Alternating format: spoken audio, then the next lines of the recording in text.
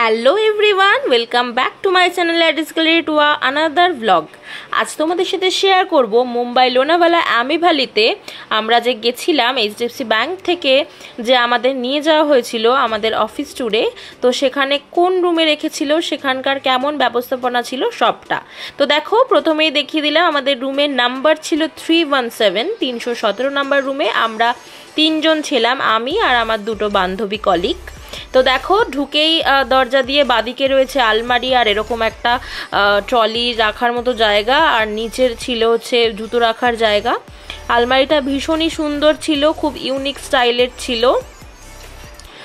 এখানে আলমারির মধ্যে আবার ড্রয়ার সিস্টেমও করা ছিল।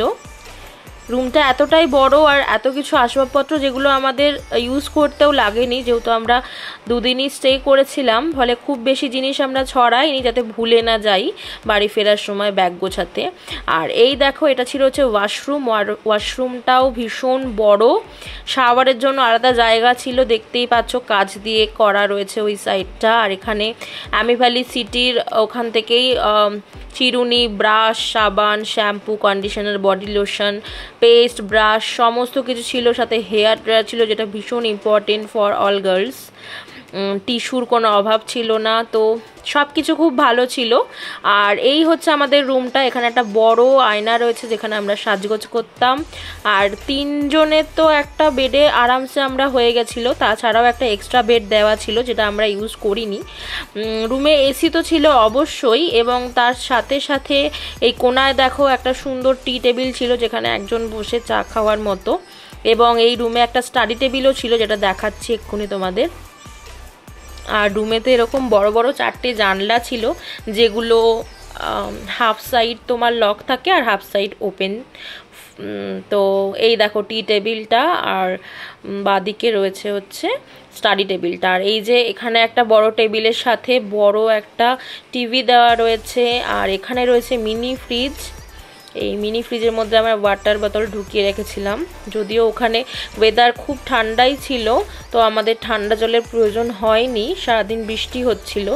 আর এখানেও বড় বড় দুটো ড্রয়ার রয়েছে। তো এটাই ছিল হচ্ছে আমাদের কটেজ মুম্বাই লোনাভালা অ্যামি ভ্যালি সিটিতে। আর এখানের এই একটা পাশের বড় জানলা তোমাদের সাথে খুলে শেয়ার করছি, ব্লগটা দেখতে থাকো, আশা করি তোমাদের ভালো লাগবে। তোমরা যদি ইন ফিউচার কেউ কখনো মুম্বাই যাও লোনাভালাতে, তাহলে অবশ্যই একবার অ্যামি ভ্যালি সিটিতে থেকে এসো, সবার খুব ভালো লাগবে এই পাহাড়ের মধ্যে থাকতে। আর এখানে পরপর রুমগুলো রয়েছে, এগুলো সব 3 সিরিজের রুম, যেহেতু 300 দিয়ে রুমগুলোর নাম্বার শুরু, তাই 3 সিরিজ। পাশে আমাদের বাপাশে যে রুমটা এক্ষুনি দেখালাম, এই যে রুমটা, এটা হচ্ছে 316, আমাদেরটা ছিল 317। আর এই দেখো পেছনে কিন্তু পুরো পাহাড় গাছপালা রয়েছে। আর এখান দিয়ে আমি রুমের ব্যাক সাইডে যাচ্ছি, গিয়ে তোমাদের সাথে শেয়ার করছি। ওদিকে 318, 319 একটু একটু ডিস্টেন্সে সব কটেজগুলো রয়েছে। এখানে বন্ধু বান্ধবের সাথে থাকতে তো ভালো লাগবেই, এছাড়াও কেউ কাপেল হিসাবেও আসতে পারো, মানে যারা কাপেল আছো তারাও আসতে পারো। খুব সুন্দর নিলিবিলি একটা জায়গা, তোমাদের খুব ভালো লাগবে। এই যে পাহাড়ি রাস্তা সামনে, এই যে 318, ওই আরও দূরে রয়েছে 319, সমস্ত কটেজগুলো এরকম পাশাপাশি রয়েছে।